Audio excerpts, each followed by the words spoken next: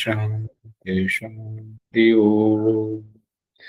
ఈ యొక్క సత్యార ప్రకాశం అధ్యాత్మ సత్సంగానికి వచ్చేసినటువంటి వారందరికీ నమస్తే, స్వాగతం, సుస్వాగతం.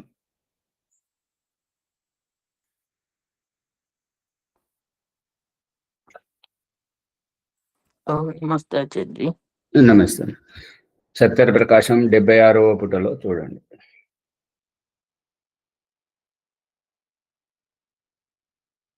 సత్యార ప్రకాశం చతుర్థ సమలాసం 76వ పుట. క్షుధా త్రిషలు, ఆకలి దప్పికలు, మానము,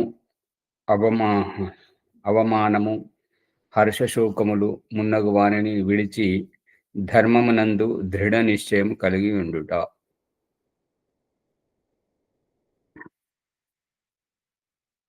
వ్యక్తిత్వ వికాసంతో ఆత్మ ఉన్నతి చెందాలి అనంటే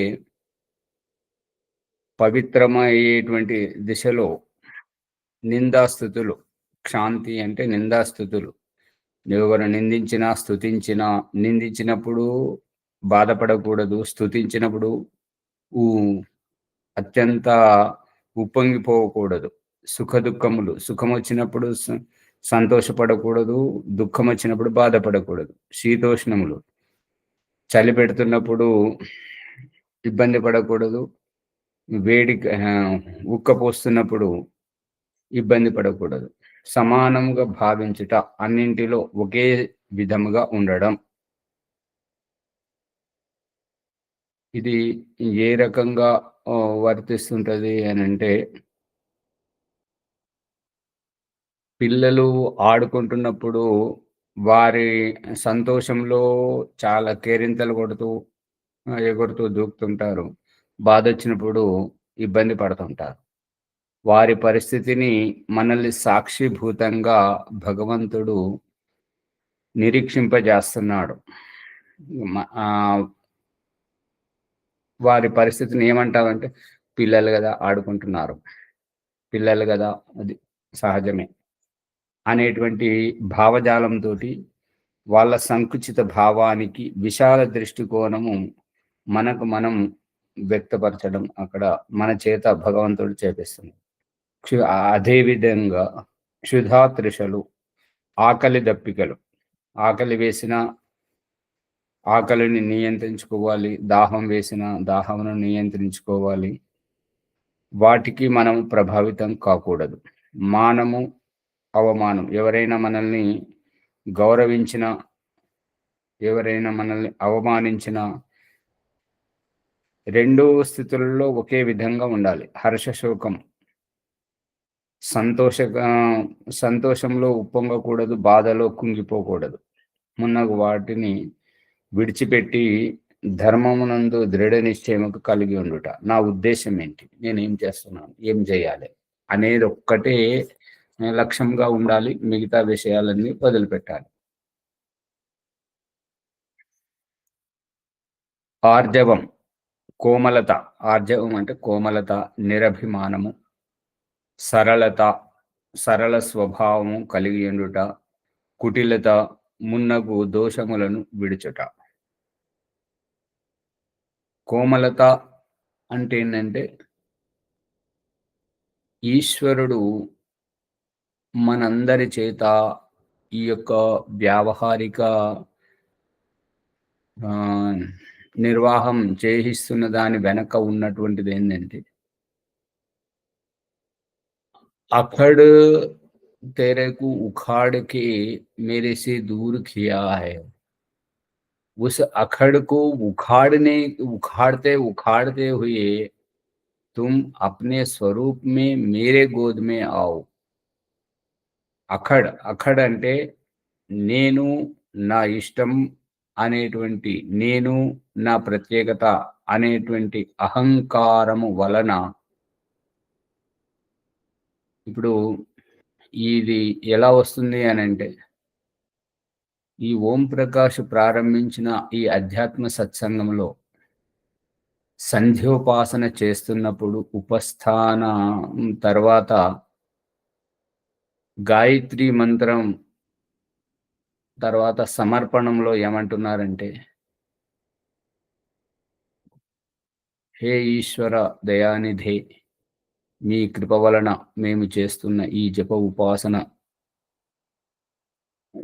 జప ఉపాసనముల వంటి కర్మల ద్వారా మేము ధర్మ అర్థ కామ మోక్షములను ప్రాప్తించుకొందుము గాక. ఈ గాక ఏమంటుంది అంటే, మేము చేస్తున్నటువంటి పురుషార్థముల ద్వారా మేము ధర్మ అర్థ కామ మోక్షముల సిద్ధిని ప్రాప్తించుకుందుము గాక. ఈ గాక శబ్దము ఈ ప్రకరణంలో ఏమంటుంది అంటే, నీతో నాకేం పని, ఇదిగో నేను ఈ విధంగా చేస్తున్నాను. నీతో నాకేం దేవుడిని సవాలు విసురుతున్నటువంటిది ఈ గాక అనేటువంటిది. చేసుకుందుము గాక, చేసుకుంటాము, పొందుదుము గాక. ఇది అహంకారానికి ప్రతీకం. అక్కడ పలకవలసినటువంటి శబ్దం ఏంటంటే, ధర్మ అర్థ కామ మోక్షముల సిద్ధిని ప్రాప్తించుకొనున్నట్లు అనుగ్రహించుము స్వామి. నమ్రత, శిష్టత. ఎక్కడైతే భాష ప్రారంభించడం జరిగిందో, హే ఈశ్వర దయానిధి, అతన్ని హే ఈశ్వర సంబోధిస్తూ, దయానిధి నువ్వు దయగలవాడవు అని అతని దయను అనుగ్రహిస్తున్నట్టుగా, అతని కృపను ఆశిస్తున్నట్టుగా, అతన్ని వేడుకుంటున్నట్టుగా ప్రారంభించి చేసుకుందుము గాక. గాక అంటే నీకంత తొందర లేదు, నీకంత అవసరం లేదు, ఎప్పుడైతే అప్పుడు అవుతుంది, చేసుకుందాము గాక. అంటే చేసుకుంటాం లేండి, అయితే అవుతుంది లేండి.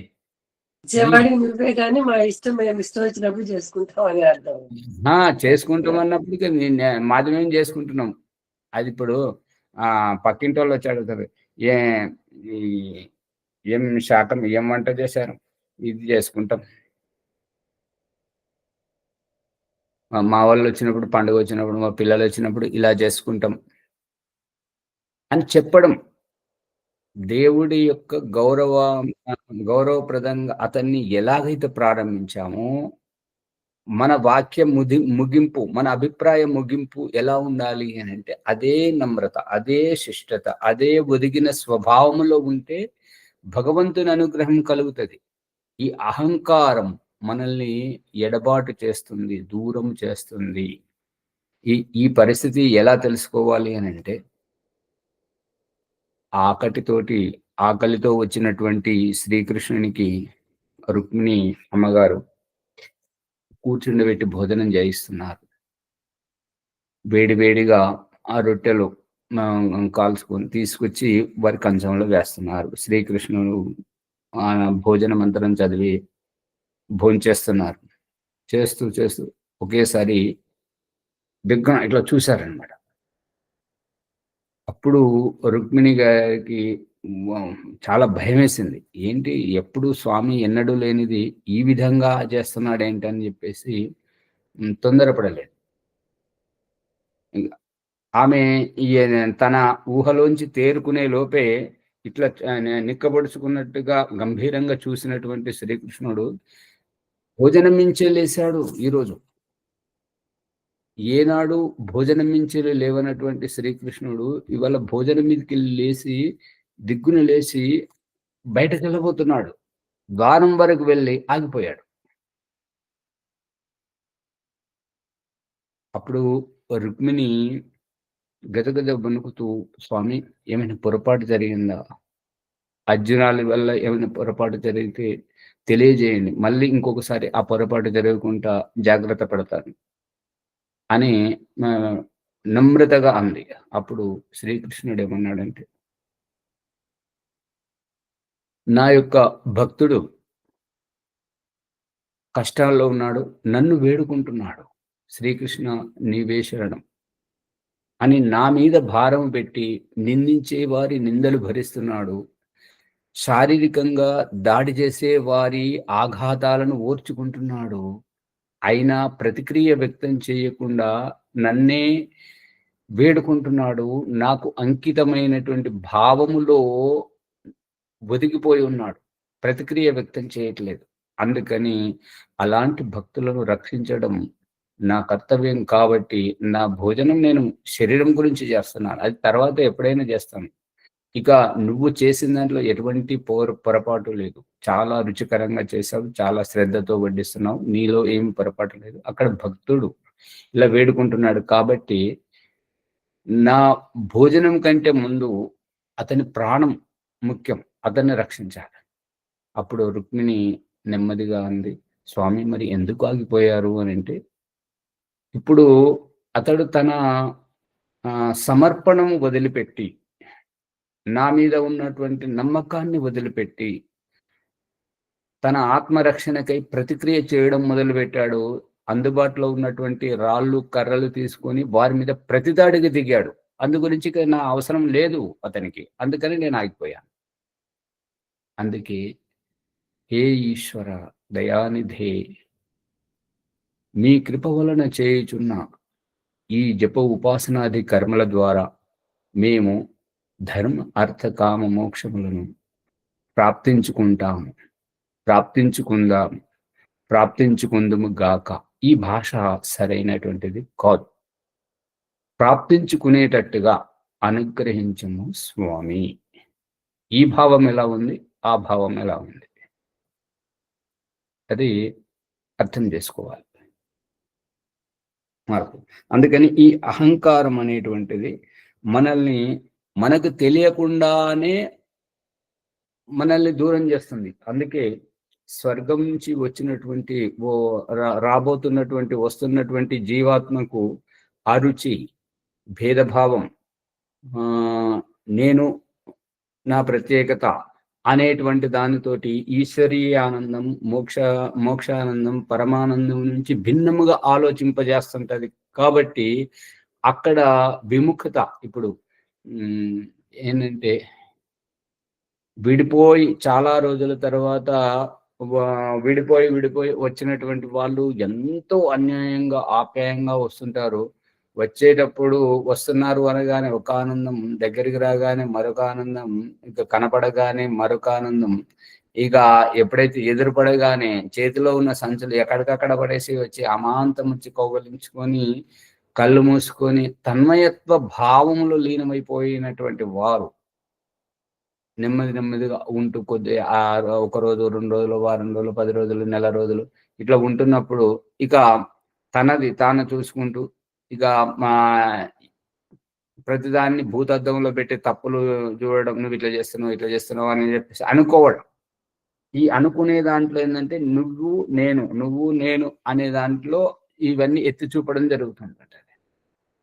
అదే కలవడానికి వచ్చినప్పుడు మాత్రం అవేవీ లెక్క చేయకుండా మురికి బట్టల్లో ఉన్నావా, లేదంటే స్నానం చేయలేదా, నీవు అసలు ఏ ఏ రకంగా అవేవి ఆలోచించకుండా కనబడ్డావు చాలు అని చెప్పేసి అమాంతంగా వచ్చి ఆలింగనంలో తన్మయత్వంతో పరవశించిపోతున్నటువంటి భావం మళ్ళీ నిజ వ్యవహారంలో నువ్వు ఇట్లా చేసావు, నాకు అది ఇష్టం లేదు, నువ్వు ఇట్లా అట్లా అని చెప్పేసి ఇవి అనుకోవడం. అర్థమవుతుందా? ఊరికే కూర్చుంటున్నారా?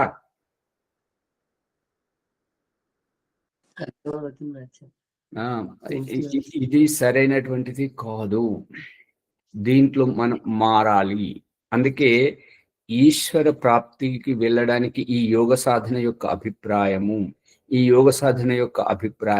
ఈ పఠన పాఠనం యొక్క అభిప్రాయము, ఈ గురుముఖము ద్వారా జ్ఞానం, తెలివితేటలు పొందేటువంటి ఈ అభిప్రాయం అంతా మనలో ఉండేటువంటి ఆ అహంకారాన్ని కనుమరుగు చేసి సరళత్వము,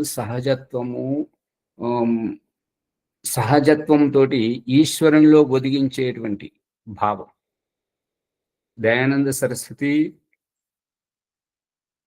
మొట్టమొదట సంధ్యోపాసన పుస్తకంలో సంస్కృతంలో భావం పెట్టింది. అక్కడ స్వాభిమానం, అక్కడ సమర్పణములో ఒదుగుదల, సహజత్వము అవి అర్థం చేసుకోలేనటువంటి వేద విరుద్ధ భావజాలము, అసలు వేదం అంటేనే తెలియనటువంటి అమాయకత్వంలో వాళ్ళు సంస్కృతం మాట్లాడితే చాలు దేవ భాష అనేటువంటి భావజాలంలో ఉన్నారు కాబట్టి వారికి సమాధానంగా దయానంద సరస్వతి సంస్కృతంలో పెట్టాడు.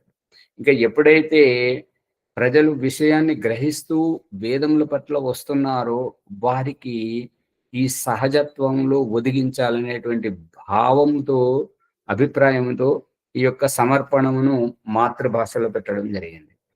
ఇంకా ఈ రహస్యాన్ని విప్పి చెప్పుకోవాలి అనంటే పెద్ద పెద్ద మేధావులు వాళ్ళంతా ఒక చోట చేరి సమ్మేళనంలో తేల్చుకుంటున్నది ఏంటంటే బహుభాషా కోవిదులలో మాతృభాష ఏమిటి అనేది ఎలా గుర్తుపట్టాలి అనంటే ఎవరికి తోచింది వారు చెప్పుకుంటూ వస్తున్నప్పుడు ఒక అతను ఏమన్నాడంటే చెప్పా పెట్టకుండా వెనక పట్ల వెళ్ళి ఈడ్చి బలంగా ఒక గుద్దండి మొట్టమొదటి శబ్దం మాతృభాషలో వస్తుంటది అని చెప్పారు. ఈ రకంగా అక్కడ అంటే చెప్పా పెట్టకుండా ఎందుకు అని అంటే మనం కొడుతున్నామని వారికి తెలియదు.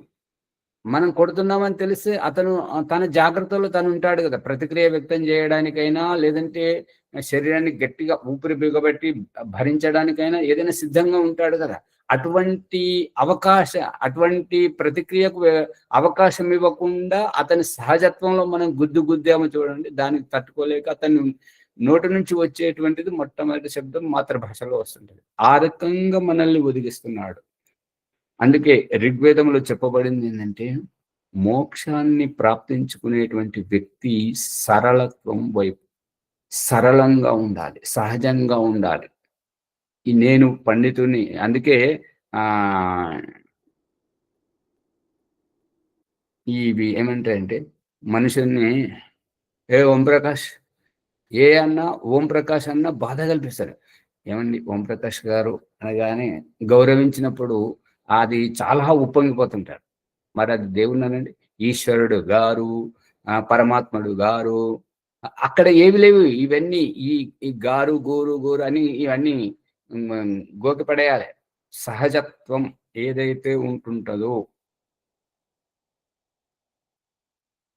జీవాత్మ గారు, ఆత్మ గారు, ఇవన్నీ మన మానవీయ అహంకారాన్ని ప్రోత్సహించేటువంటివే ఈ ఆచార్య అనేటువంటి, ఈ గారు అనేటువంటివి, ఈ యొక్క పండితుడు అనేటువంటివి, యోగి అనేటువంటివి, ఇవన్నీ ఏంటంటే మనం పూసుకున్నటువంటి మలినాలు. ఈ వీటిని సమర్థించినంత వరకు మనం ఓహో ఆహో అనుకుంటాం. ఇవన్నీ ఒక్కొక్కటి ఏ రోజైతే తొలగిపోతుంటాయో, ఎప్పుడైతే నీవుగా పరిచయం అవడం, ఈ యొక్క అధ్యాత్మ పరిశీలన, ఆత్మ నిరీక్షణ పూర్వాభ్యాస కార్యక్రమంలో ఇదే జరుగుతుంది. పంచకోశాలంటే ఏంటి, షట్ చక్రాలంటే ఏంటి, నేను ఎవరిని, దేహము నేను కాదు, మరి దేహము నేను కానప్పుడు ఈ మాట్లాడేటువంటిది ఏంటి, ఈ చైతన్య శక్తి ఏంటి? దేహము తల్లి గర్భంలో తయారవుతున్నప్పుడు, ఫలదీకరణ చెందుతున్నప్పుడు, ఆ ఫలదీకరణ చెందడానికి మూల బీజం ఎక్కడి నుండి వచ్చింది? తండ్రి శరీరం నుండి వచ్చింది. మరి ఆయువు పూర్తయినప్పుడు శరీరాన్ని దాటిపోతే ఏం పోతుంది? నేను అనేటువంటి ఆత్మతత్వం. ఈ విషయాన్ని ఎప్పుడైతే గ్రహించడం జరుగుతుందో, ఇవన్నీ ఇంద్రియాలను ఒలవడం, దేహాన్ని ఒలవడం, అహంకారాన్ని ఒలవడం, ఈ చక్రాలను ఒలవడం, ఇంద్రియాలను ఒలిచి నియంత్రించడం, మరియు ఈ యొక్క పంచకోశాలను వేర్వేరుగా అన్నింటినీ తెలిసి జల్లెడబట్టడం, ఆత్మ సాక్షాత్కారానికి ఈ యొక్క జల్లెడబట్టడం, ఇదంతా మనం చేస్తున్నటువంటిది భౌతికపరమైనటువంటి క్రియ. ఆధ్యాత్మికంలో బైబిల్లో యేసు ప్రభు ఏమని చెప్తుంటాడంటే, నీవు నా చెంతకు చేరేదెప్పుడు అని అంటే పసిపాప ఎంత సరళంగా ఉంటుంటుందో ఆ సరళ స్వభావంలోకి వచ్చినప్పుడే నువ్వు నా చెంతకు చేరుకోగలవు అనేటువంటిది చెప్పడం జరిగింది. దీనికి మూలము మనం ఇందాక చెప్పుకున్నాం, ఋగ్వేదంలో చెప్పినటువంటిది సరళత్వము, సరళత రావడం. ఆ సరళంలో ఆత్మతత్వం ఉంటది. ఈ స ఈ సరళత్వాన్ని కప్పిపుచ్చేటువంటిది ఈ అహంకారం, స్వాభిమానం ఇవన్నీ ఏవైతే పదవి, హోదా, స్త్రీత్వము, పురుషత్వము ఈ ప్రత్యేకతలేవైతే ఉన్నాయో ఇవన్నీ ఆవరణాలు. ఈ ఆవరణాలను ఒలవడం గురించి చెప్పి ఇదంతా సరళం వైపు రావాలి అనేటువంటిది సారాంశం. అందుకే చేసుకుందుము గాక మా ఇంట్లో మేము చేసుకుంటాం. చేసుకుందాము గాక అనేటువంటిది ఇక్కడ ఒదిగిపోయే తత్వం గాదు. మేమేమి చేయగలమో, మా సామర్థ్యం ఏందో దానిని నీకు పరిచయం చేస్తున్నాం, నీకు జెప్తున్నాం. నీ అనుగ్రహానికి మాకవసరం లేదు. నీ దయ మాకవసరం లేదు. మీ కృప మాకవసరం లేదు. అనేటువంటి భావం వస్తుంది. మీరు గమనించండి. చెప్పేటువంటి వారి భాషలో అలాగొస్తున్నది. అది సరైనటువంటిది కాదు అనేటువంటిది నాకు అనిపించింది. అందుకే చెప్పాను. అర్థం చేసుకున్న తర్వాత సరైంది కాదనేది అర్థమవుతానే ఉందంటారు. సరళత, సరళ స్వభావము కలిగి ఉండుట. కుటిలత, మున్నగు దోషములను విడుచుట. ఈ కుటిలమైనటువంటి సొంత ప్రయోజనకరమైనటువంటి ఈ యొక్క కుటిలత, కుట్రలు, ఈర్ష, ద్వేషాలు అవన్నీ వదిలేయాలి. వదిలేసినప్పుడే వ్యక్తిలో ఈ యొక్క సరళ స్వభావం అనేటువంటిది అలవడుతుంది. జ్ఞానము, వేదముల వంటి సర్వశాస్త్రములను సాంగోపాంగముగా అభ్యసింపచేయుటకు వలయు సామర్థ్యము, అంటే అభ్యసింపజేయడానికి కావలసినటువంటి సామర్థ్యము, అభ్యసింపజేయడానికి కావలసినటువంటి సామర్థ్యము, వివేకము, సత్యము. వివేకము అంటే సమయస్ఫూర్తి.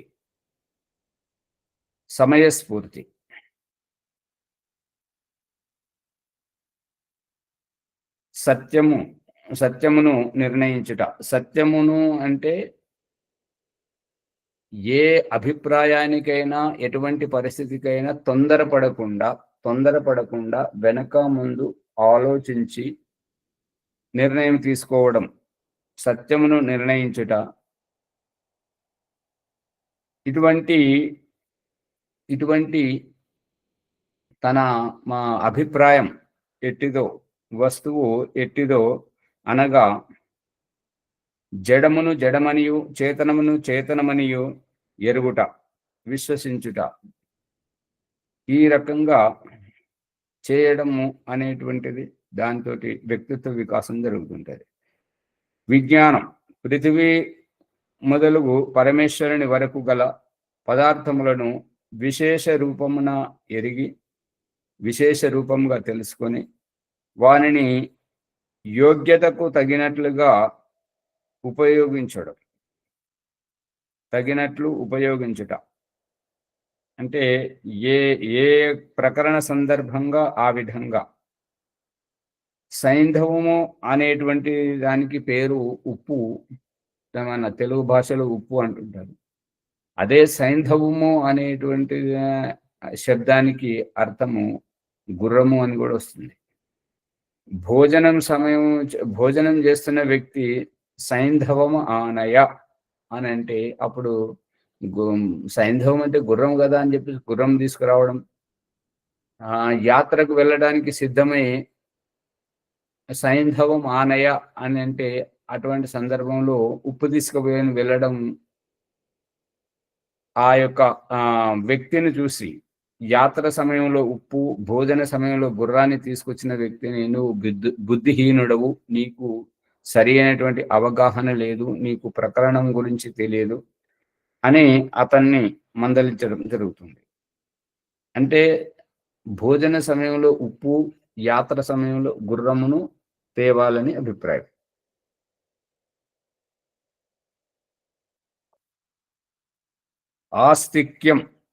ఆస్తిక్యము అని అంటే ఆస్థ ఆస్థ ఆధారము ఆధారము ఈ రకంగా ఎవరైతే దేని పట్ల ఆకర్షితం అవుతుంటారో, వశీకరించబడుతుంటారో అటువంటి వాటి పట్లనే ఆస్థ ఏర్పడుతుంటది. ఆస్థ అంటే నమ్మకం, విశ్వాసం, శ్రద్ధ, భక్తి.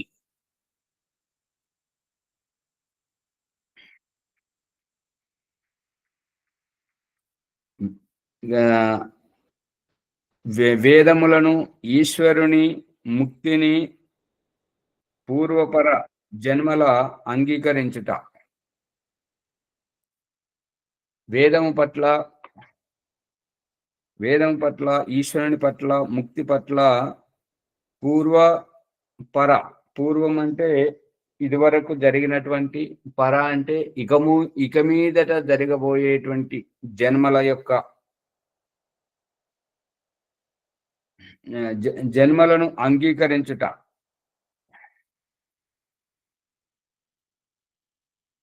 ఇప్పుడు గడిచిన దానిని అంగీకరించడం, గడవబోయే దానిని అంగీకరించడం అంటే భగవంతుడు చూపిస్తున్నటువంటి దృష్టాంతం ప్రకారం ఏంటంటే, పూర్వజన్మలను గ్రహించడం. ఈ స్త్రీత్వం అంటే ఏంటి, ఈ పురుషత్వం అంటే ఏంటిది, కుంటితనం, గుడ్డితనం. మరి ఆత్మకు కుంటితనం లేదు, గుడ్డితనం లేదు, నపుంసకత్వం అంతకంటే లేదు, పశుపక్షి క్రిమి కీటకము అంతకంటే కాదు.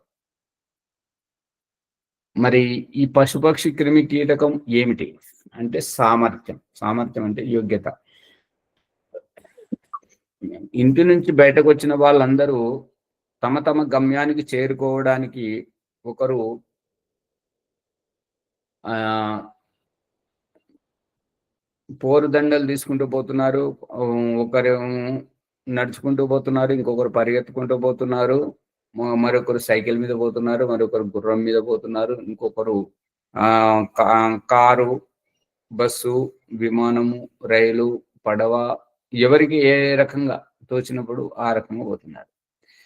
అదే అదే నడకలో ఒకరేమో, ఒక సాధువు ఏమంటాడంటే తన సాధనలో ఉన్నప్పుడు, అయ్యా మీ ఇంటికి నిప్పు అంటుకున్నది అని.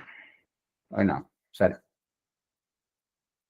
మళ్ళీ ఇంకొక సాధువుకు మీ భార్య చనిపోయింది అని చెప్తే, అవునా అని తన గతిలో తాను ఏ గతినైతే వస్తున్నాడో అదే గతిలో వస్తున్నాడు.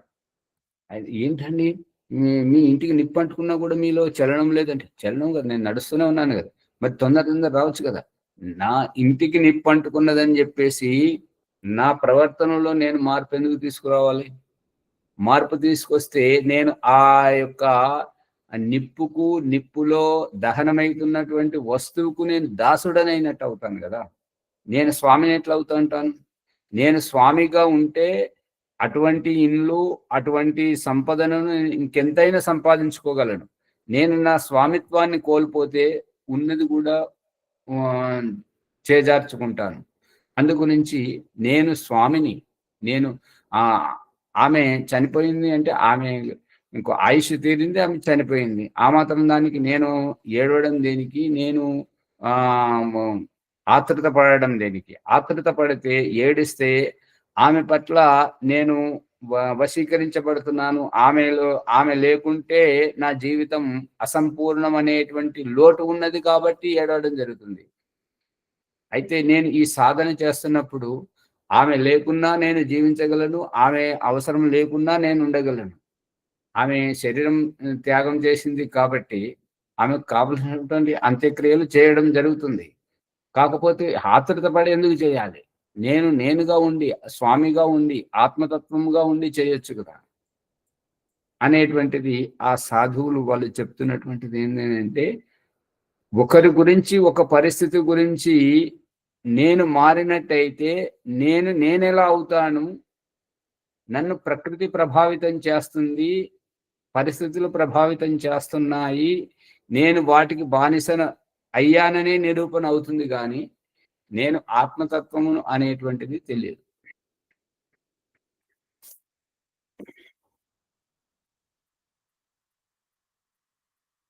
అందుకని ఈ ఈ యొక్క ఆత్మతత్వము రావడం, ఈ పశువు పక్షి, ఈ పేదరికము, ఈ ధనవంతుడు దరిద్రుడు, గురుత్వము శిష్యత్వము, ఈ యొక్క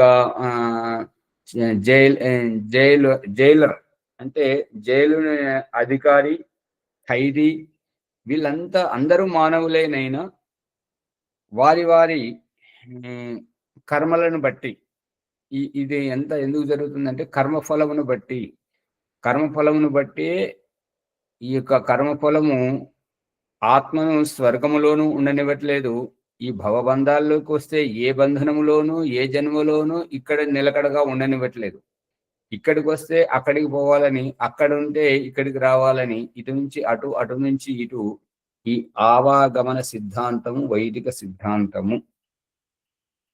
అందు గురించి పూర్వజన్మల గురించి ఎక్కడో చేసిన తప్పును ఇక్కడ అనుభవించుటయే ఈ స్త్రీత్వము, ఈ పురుషత్వము, ఈ నపుంసకత్వము, ఈ కుంటితనము, ఈ గుడ్డితనము, మూగతనము, ఈ విధంగా పూర్వజన్మల గురించి.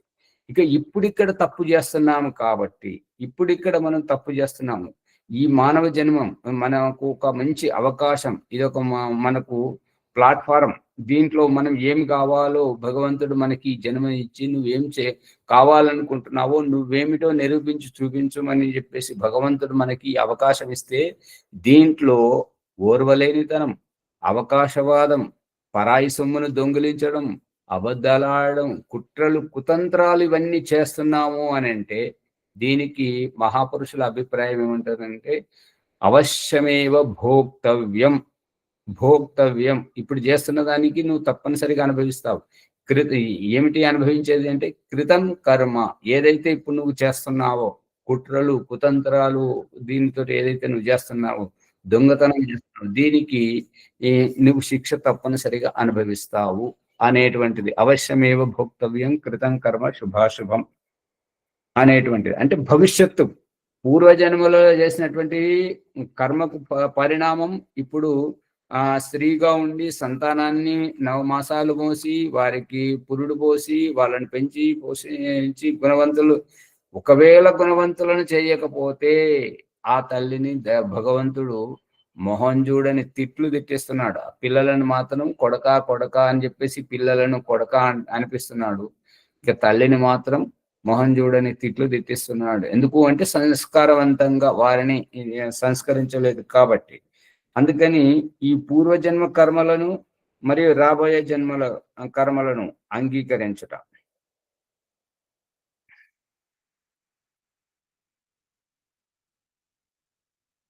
ధర్మమును, విద్యను, సత్సంగతిని, తల్లిదండ్రుల ఆచార్యుడు, అతిథులు మున్నగు వారిని సేవించుట విడవకుండుట. ఈ సాంగత్యం వలన ఆత్మ బాగుపడుతుంటది కాబట్టి యజ్ఞం శబ్దములోనే ఇమిడిచి 3ను బయట పెట్టి 3ంటిని వ్యక్తపరిచి ఆ 3ంటి ద్వారా ఇంకెవరికో ప్రయోజనం చేకూరుస్తున్నాడు. ఏమిటి అంటే దేవ పూజ, సంగతికరణం, దానం. ఈ 3ంటి ద్వారా ఎవరికో ప్రయోజనం కలుగుతుందంట.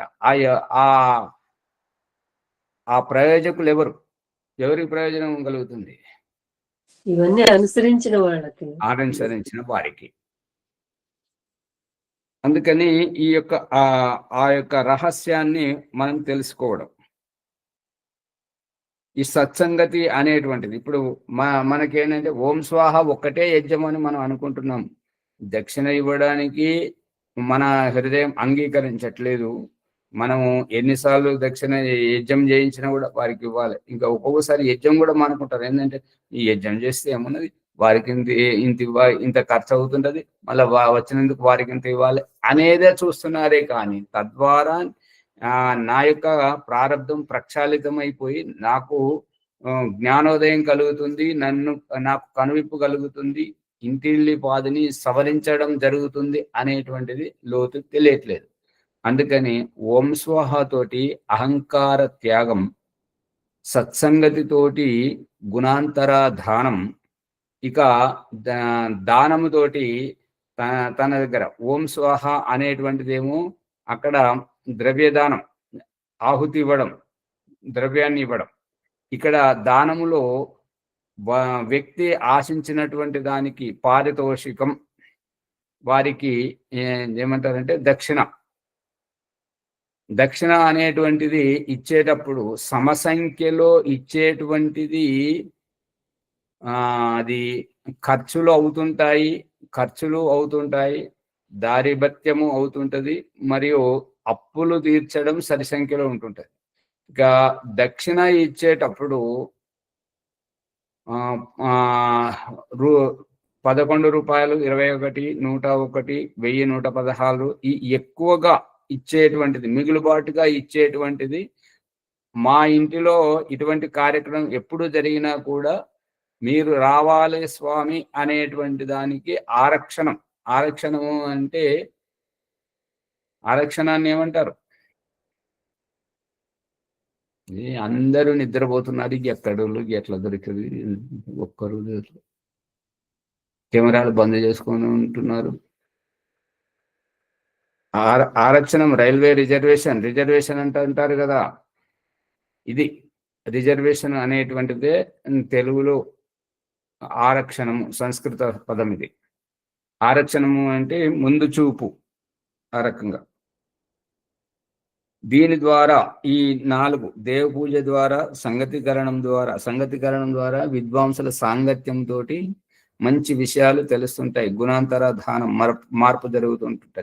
దానంతో మన త్యాగభావంతో ఈ యొక్క ఆత్మ అనేటువంటిది ఎవరైతే యజ్ఞం చేసే యజమానులు ఉంటారో వారు బాగుపడుతుంటారు.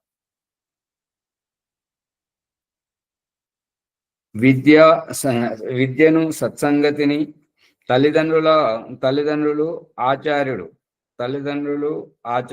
అతిథులు మున్నగు వారిని సేవించుట. ఎవరైతే వీరికి అందుబాటులో ఉంటారో, తల్లిదండ్రులకు అందుబాటులో, గురువుకు అందుబాటులో, అతిథులకు అందుబాటులో ఉంటుంటారో వారు తెలివిమంతులు ఉంటారు, మరియు చాలా రహస్యాలు తెలిసిన వారై ఉంటారు. అది గుర్తుపెట్టుకోండి.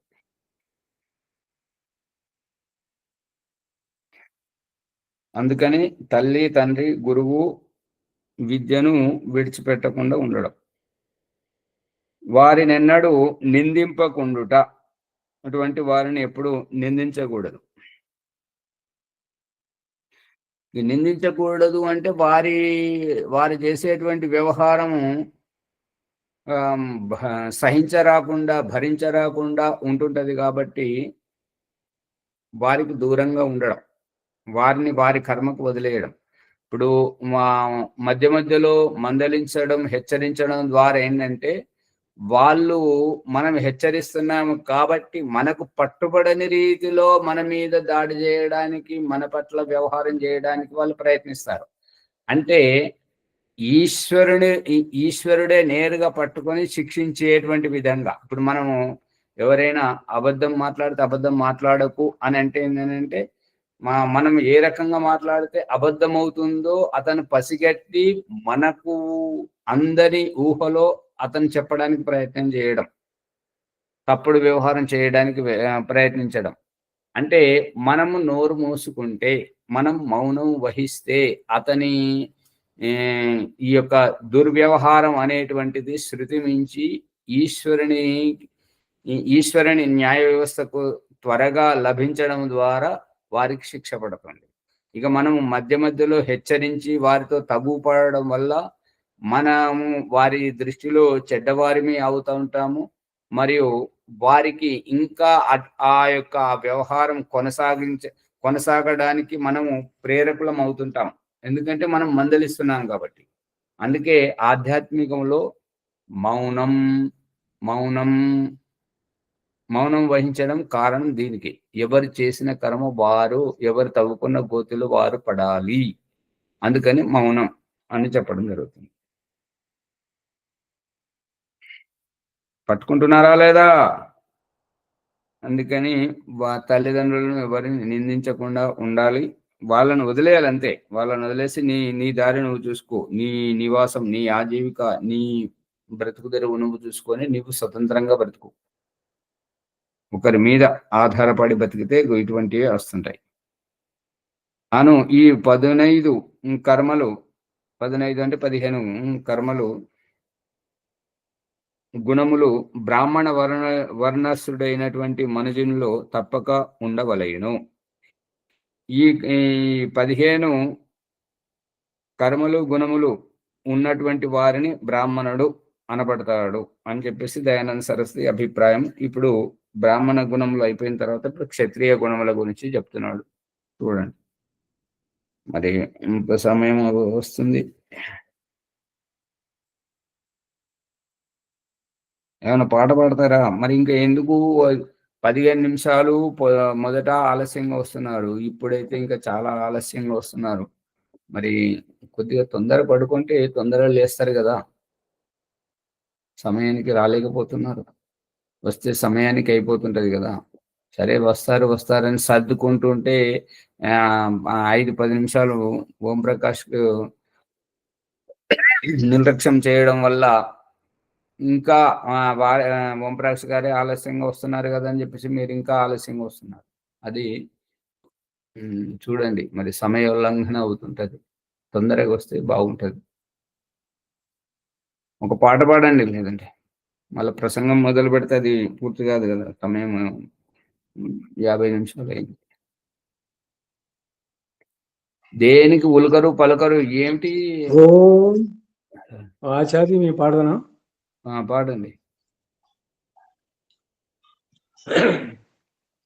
నేడు మనమందరము పాడోదము పరమేశుని, ఈడు జగమున లేక ఎంతట హేచ్చు వెలిగెడు జ్యోతిని.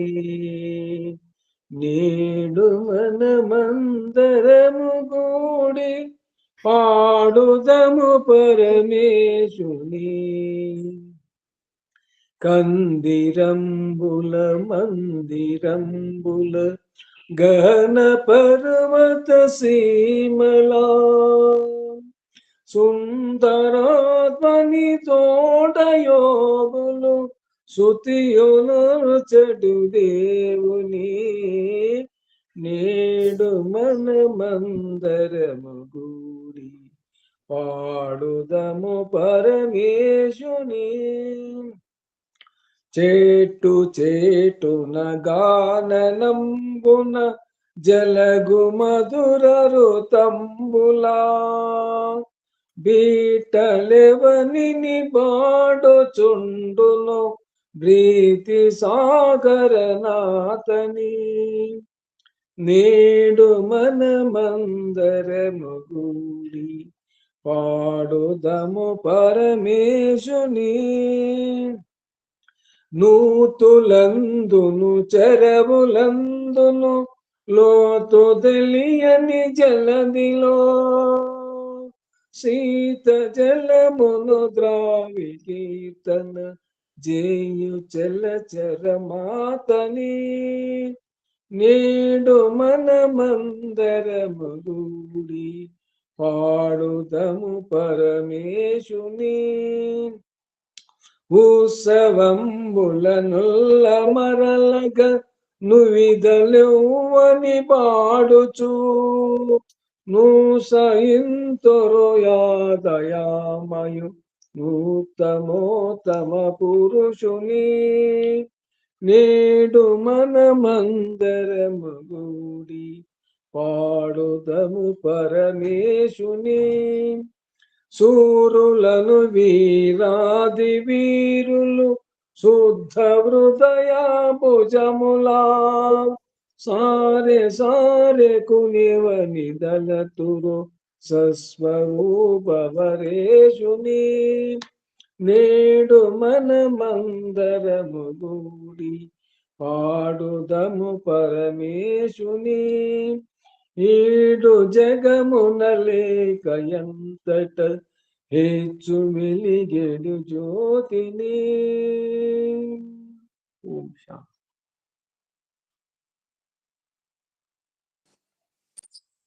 ధన్యవాదాలండి ఆచార్యజీకి. నమస్తే.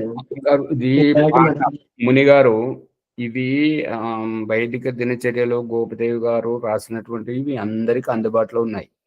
ఆదిపూడి సోమనాథరావు గారి భజనలు గాని, ఇంకా ఏవైనా కొత్తదనంతో ప్రకరణానుసారంగా పాడితే గంభీరంగా ఉంటది. యూట్యూబ్‌లో వాళ్ళందరూ వింటున్నారు కదా! ఇవే పాడితే అది కొత్తదనం ఏముంటదని జెప్పేసి వాళ్ళు లెఫ్ట్ అయిపోతారు. అది గమనించండి. ముందుకు తీసుకెళ్ళండి అమ్మగారు. ధన్యవాదాలు ఆచార్యజీ. అవును, సమయస్ఫూర్తిగా పాడిన పాట అయితేనే అందరూ కూడా వినడానికి ఉత్సాహకరంగా కూర్చొని ఉంటారు, లేకపోతే విన్నదిలే అనేటటువంటిది అనిపిస్తుంది. ఇవాళ మన సత్సంగం సత్యార్థ ప్రకాశం ఆధ్యాత్మ సత్సంగంలో బ్రాహ్మణుడు ఎలా వర్తించాలి, తాను అంటే సరళ స్వభావం కలిగి ఉండాలి. తర్వాత దోషములతో కలిగినటువంటి ఆలోచనలు అవి రానివ్వకూడదు. అసలు వేదాలు సత్య శాస్త్రాలు వాటిని అభ్యసించి ఎదుటి వారిగా అర్థమయ్యే విధంగా వారికి జ్ఞానోదయం కలిగేటట్టు చేయించడం. తల్లిదండ్రుల ఎడల, అందరి ఎడల, తల్లిదండ్రి, గురువు, విద్వాంసులు, అతిథులు వీళ్ళందరి ఎడల సరళ స్వభావంతో ఉండి తాను క్రియను ఆచరిస్తూ ఎదుటి వారితో ఆచరింప చేయటము బ్రాహ్మణ యొక్క లక్షణాలు. దాన్ని మనందరము గుర్తించి ఆ విధంగా నడుచుకునే ప్రయత్నం చేద్దామనేటటువంటిది నా యొక్క అభిప్రాయం కూడా. ఈ ఎపిసోడ్ ను లైక్ చేద్దాం, షేర్ చేద్దాం, సబ్స్క్రైబ్ చేద్దాము. మరలా విని గుర్తు అన్నింటినీ వీలున్నంత వరకు వాటిని మన్నం చేసుకుంటూ గుర్తు పెట్టుకుంటా ఉంటే ముందు విషయాలు ఇంకా మనకు అవగాహన అవడానికి అవకాశంగా ఉంటుంది నా అభిప్రాయం. ఇవాళ మరి సంధ్యాపాసన ఎవరిది? శ్యామలయ్య గారు, భీమరావు గారిదమ్మా. వారు వచ్చినట్లు లేరనుకుంటా కదండి. తర్వాత వారు చేయించండి. మరి ఎవరు తర్వాత వారు ఎవరండి?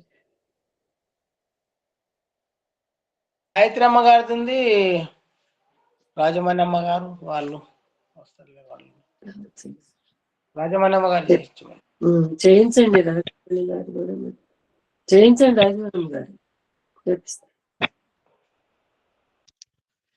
గొంతు పని చేయడం లేదమ్మా, ఎవరైనా చేయించి నేను మళ్ళీ తర్వాత చేయిస్తా. ప్రతిరోజు మనం ఇట్లాగే అనుకోవాల్సి వస్తుంది కదా. బాలరాజు గారు మీరు చేపిస్తారా? లేకపోతే ఆరోగ్యం బాగాలేనప్పుడు ఏం చేస్తారమ్మ గారు? అదే అందుకోసమేనండి. అలా నేను చేయించనండి. మరి చేయించండి.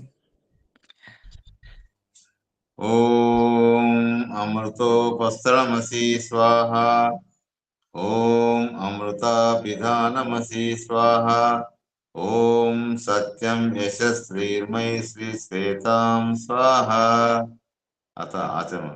ఓం శన్నో దేవీ రవిస్తయ ఆపో భవంతు పీతయే శయ్యో రవిస్రవంతు నః. ఇంద్రియ స్పర్శం. ఓం వాక్ వాక్. ఓం ప్రాణః ప్రాణః. ఓం చక్షు చక్షు. ఓం శ్రోత్రం శ్రోత్రం. ఓం నాభిః. ఓం హృదయం. ఓం కంఠః. ఓం శిరః. ఓం భవ్యాం యశోబలం. ఓం కరతల కరవృష్టే. మర్జన మంత్రం. ఓం భూ పునాతు శిరసి. ఓం భూ పునాతు నేత్రయో. ఓం స్వ పునాతు కంఠే. ఓం మా పునాతు హృదయే. ఓం జన పునాతు నాభ్యాం. ఓం తప పునాతు పాదయో.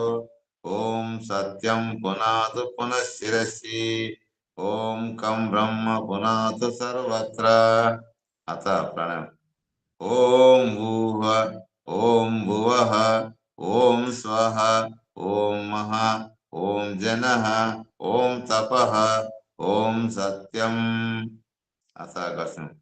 ఓం ఋతం చ సత్యం చ విబ్దా తపసో జజాయత. తతో రాత్ర జాయత. తతః సముద్రో వర్ణవః. సముద్రాధరణవాదది సంవత్సరో అజాయత. అహోరాత్రాణి విదదాది మిషతో వసి. सूर्याचन्द्रमसौ धाता यथा पूर्वमकल्पयत् दिवं च पृथिवीं च अन्तरिक्षं मतो स्वः। ॐ शन्नो देवीरभिष्टया आपो भवन्तु पीतये शंयोरभिस्रवन्तु नः। अथ मनसा परिगो। ॐ प्राची दिगग्निरधिपति रचितो रक्षितादित्या इषवः तेभ्यो नमो दिपदिभ्यो नमो रक्षितृभ्यो नम यशेभ्यो नम येभ्यो अस्तु। यो अस्मान् वेष्टियं वयं विस्मस्तं ओजम्बे दद्मः। दक्षिणादिगिन्द्रोऽधिपति शिरक्षिरादिरक्षिता पितरैषवः तेभ्यो नमो दिपदिभ्यो नमो रक्षितृभ्यो नम यशेभ्यो नम येभ्यो अस्तु। यो अस्मान् वेष्टियं वयं दिस्मस्तं ओजम्बे दद्मः। प्रतीचि दिग्वरुणोऽधिपतिः वृताकु रक्षिता न विषवः तेभ्यो नमो दिपदिभ्यो नमो रक्षितृभ्यो नम यशेभ्यो नम येभ्यो अस्तु। यो अस्मान् वेष्टियं वयं दिस्मस्तं ओजम्बे दद्मः। उदीचि दिक्सोमोऽधिपतिः स्वजो रक्षिता शनिरिषवः तेभ्यो नमो दिपदिभ्यो नमो रक्षितृभ्यो नम यशेभ्यो नम येभ्यो अस्तु। यो अस्मान् वेष्टियं वयं दिस्मस्तं ओजम्बे दद्मः। ध्रुवादिविष्णुरधिपति कल्माशग्रीवो रक्षिता विरुदैषवः तेभ्यो नमो दिपदिभ्यो नमो रक्षितृभ्यो नम यशेभ्यो नम येभ्यो अस्तु। यो अस्मान् वेष्टियं वयं दिस्मस्तं ओजम्बे दद्मः। ऊर्ध्वादिबृहस्पतिरधिपति चित्रो रक्षिता वर्षमिषवः तेभ्यो नमो दिपदिभ्यो नमो रक्षितृभ्यो नम यशेभ्यो नम येभ्यो अस्तु। यो अस्मान् वेष्टियं वयं दिस्मस्तं ओजम्बे दद्मः। उपस्थानम् जातवेदसे सुनवामसो ममराति यतो नीदहति वेदः सनः पर्षादति दुर्गाणि विश्वा नावेव सिन्धुं दुरितात्यग्निः। चित्रं देवानमुदगादनीकं चक्षुर्मित्रस्य वर्णस्याग्निः आप्राद्या वा पृथिवी अन्तरिक्षं सूर्य आत्मा जगत्सच्च। उदित्यं जातवेदसं देवम् अवन्ति केतवः दृशे विश्वाय सूर्यम्। उद्वयं तमसस्परिश्वा पश्यन्त उत्तरं देवं देवत्रा सूर्यमगन्मज्योतिरुत्तमम्। तक्षत्तुर्देवयितं पुरस्तात् शुक्रमुच्चरत् पश्येम शरदा शतं जीवेम शरदा शतं शृणुयाम शरदा शतं प्रब्रवाम शरदा शतमादीनः श्याम शरदा शतं भूयश्च शरदा शतात्। ॐ शन्नो देवीरभिष्टया आपो भवन्तु पीतये शंयोरभिस्रवन्तु नः।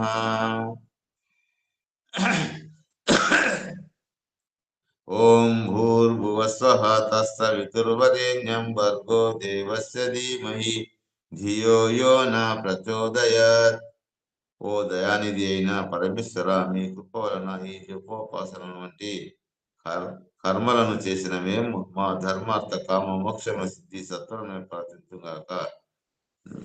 నమస్కారం. ఓం నమ శంభవాయ చ మయో భవాయ చ నమ శంకరాయ చ మహేశ్వరాయ చ నమ శివాయ చ శివతరాయ చ. ఓం శన్నో దేవీరభిష్టయా आपो भवन्तु पीतये शंयोरभिस्रवन्तु नः. शांति बोलो. ओम द्यौ शांति अंतरिक्षं शांति पृथिवी शांति रापो शांति औषधे शांति वनस्पते शांति विश्वे देव शांति ब्रह्म शांति सर्वं शांति शांतिरेव शांति साम शांतिरे. ओम शांति शांति शांति. ओम नमस्कार. నమస్తే ఆచార్య సర్వేక్షణ. ఓం నమస్తే. ఓం నమస్తే ఆచార్య. సర్వేభ్యో నమో నమః. నమో నమః. సువర్చలమ్మ గారు ఉండండి.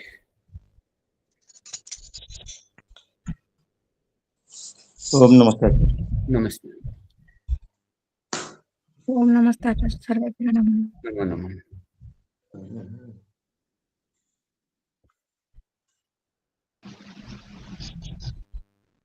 ఓం నమస్తే ఆచార్య నమస్తే అమ్మ.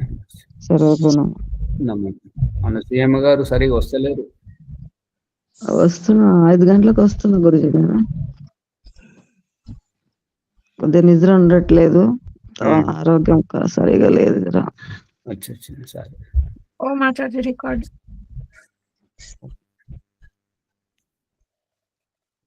సరే అమ్మా, ధన్యవాదం.